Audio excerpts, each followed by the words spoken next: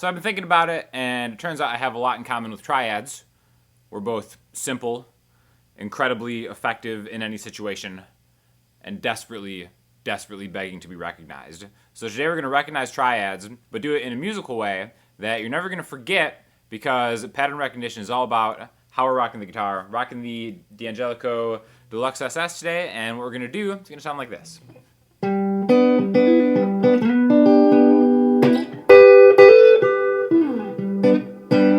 So it seems kind of simple, or maybe it doesn't, depending on your skill level, but really it's just the same chord, 3 different places, and then different kind of cool little things you can do to make it musical. Again, that was a very short example, but you can take this as far as you want, right? So we're doing this in the people's key, the key of G today, right? A triad is basically just a chord that contains 3 notes. That is it at its core. It's all you need to really know right now. The first one we're going to do is just a major triad.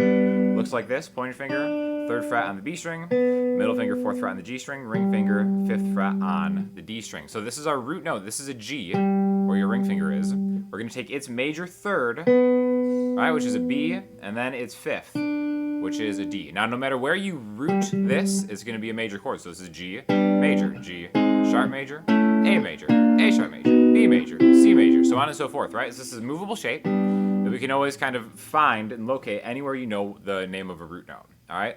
Now, what I think is really important is understanding the interval between the notes in a triad, okay? So I already used the term major 3rd and 5th away, right? All that means is where it is in the major scale relative to the root note.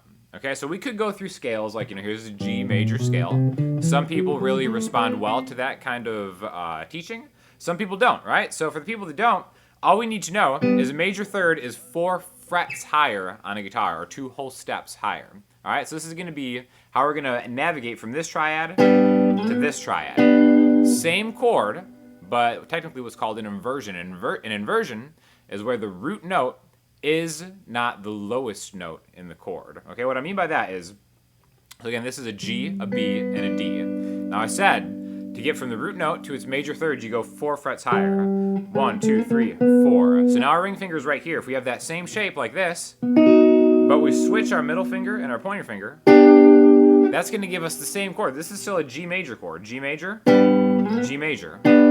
But it's a different sounding G major, because now we've kind of rearranged the order of those notes in the triad. Now we have the 3rd first, and then here we have the D, so there's the 5th, and then now G is our root. Okay? So this is a great way that you can always kind of jump between the same chord and move around the fretboard to get a different sound, right? Wherever you are, if this is a major chord, you're going to find the same thing, 2 steps higher, 4 frets, just like that. And then you kind of get that cool.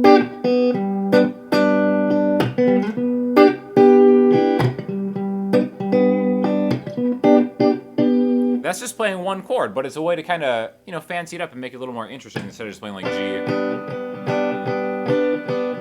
when you're just stuck there, okay? So we're kind of breaking out of being stuck and then going into the next inversion of this triad, okay?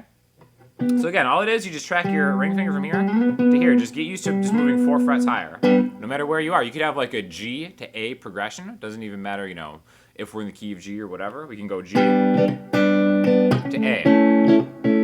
We go G, G to A. It's always going to work. You just have to move that shape 4 frets higher and then swap your middle and your pointer finger out, just like that, right? The shape stays in line, which is why it's really a valuable and effective thing that you can do. Now let's try to inflect some of these triads by adding other notes that are always going to sound good with each other, right? So the thing that I like to do a lot is when we have this G major triad, the first one we did, the root position one, as it's called, your pinky finger's just kind of hanging out. A cool thing you can do is do these hammer-ons on the B or the G string. Right? All I'm doing is kind of B string, hammer on, pull off to my pointer finger, then G string, hammer on, pull off to my middle finger, right? Since these are just kind of locked in, just staying in place. Okay?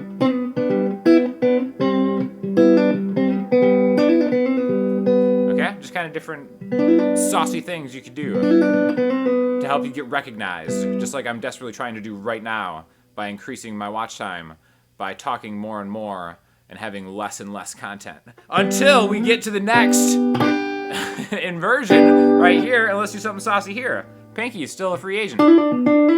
right? Same thing, just now we're on the G string. Pointer finger to pinky, pull off. Okay, you can always do this in any triad form, alright? Now, again, we talked about the distance, the interval between the root note and its third being 4 frets, or what's called a major third. Now the next interval, the next step from the major third to its fifth, like I said, the 1, 3, 5 in the major scale. We take this, so here's a root note, 4 frets higher, 3 frets higher, okay? Technically a minor third, you don't worry about the intervals, but just remember it goes a root note, 4 frets higher, and then 3 frets higher. And that's gonna get us to what's called the fifth of this chord, right? G, A, B, C, D. So this is a D note. Now the chord voicing triad we're gonna do is gonna look like this. I actually just wanna use my pointer finger, and we're gonna talk about why we're doing this later. But this is gonna be the next chord. This is 12th fret, D, G, and B. Super easy. It doesn't really matter what finger you do it with. You can do it with multiple fingers if you want. Now this is known as like the A major shape version of this, right? Like if you ever played A major chord, it's kind of the same thing. The same thing with this one, by the way. The second chord we did right here, this is like a D major shape. Okay? Right? If we just move this here, here's our root note, there's the G. You can play it like this, like a regular D major. I personally think that specifically on electric guitar, if you're doing any kind of lead type thing, this shape right here is actually probably a little more practical than this shape. Not that there's not a time and a place, but really the meat of it is right here. And I think getting that D string is something that sounds really good. And again, you're gonna have a lot of practical application uses for that, right? So we have, a lot of people call this the F shape version of this G. Then we can jump into the D shape version, and then into the A shape version. Now the beautiful thing about this triad right here is it's gonna sit right where the relative minor pentatonic is, which is something I talk about in a lot of videos because it's something that you can really kind of use to, you know, do those bluesy type licks. You can do cool double stop. Double stop things because it's really just kind of like home base for guitar players. Take it home. Know what I'm saying, right? So again, there's our triad. And now any type of inflection that you could do, that's why I want to use my pointer finger for this, is you can kind of just take all that minor pentatonic stuff where again, it's just always the 12th fret, 15, 12, 15, 12, 14, 12, 14, 12 to kind of stay in this area, right?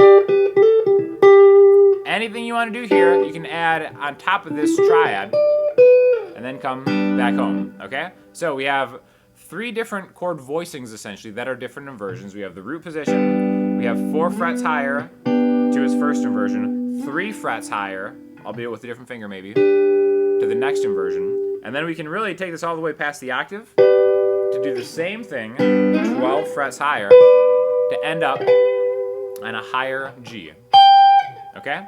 So it's a lot that you can do with this. And again, this is just one major version of a triad, but I think the most important thing is to think of the interval across one string, right? Intervals are something that, you know, we talk a lot about in education, but I think really most of that comes from like, here's a scale shape, no matter what it is, like 3 notes a string. 1, 2, 3, 4, 5, 6, 7, 8. A root note, a major second, a major third, a perfect fourth, a perfect fifth, a major sixth, a major 7, and then an octave, right? And that's great, and especially it's great for building chords and kind of understanding how like a lot of these maybe like arpeggios and stuff fit together. But a great practical way to use intervals is seeing these simple chords and then how you can kind of move them into, you know, maybe like hot zones that you're like really good at, like basically every poser in the minor pentatonic scale right here, right? Anything that we can do to run this to here, and then eventually it's like, yeah, okay, I know that guy. I recognize that guy. That's the triad guy that just slays triads all the time. Know what I'm saying? Also, I've got a whole class on this that's on sale right now for the next 5 days about how to master like the entire fretboard and kind of see a lot of these different patterns and stuff, right? So check this out. Anytime you see a major chord, doesn't have to be G. It could be anything. It could be the key of D, right? Think about like where we are at, key of 2020, D, and then think about the interval from here to here. Screw that up. There it is, right? Think about that. Again, it's all about just kind of moving shapes around. So hopefully that kind of made sense, because I remember I was so lost as far as like moving the same shapes this way. I kind of understood like, all right, like stacking scales is like a thing that I can do. But yeah, really understanding triads, how you can move them, and how to make the same chord sound different, I think is like an important thing in guitar playing. So let me know what you think. If you guys have any questions or comments, hit me up in the comment section, Instagram, Twitter, or the website. I'll talk to you all soon. Thanks a lot.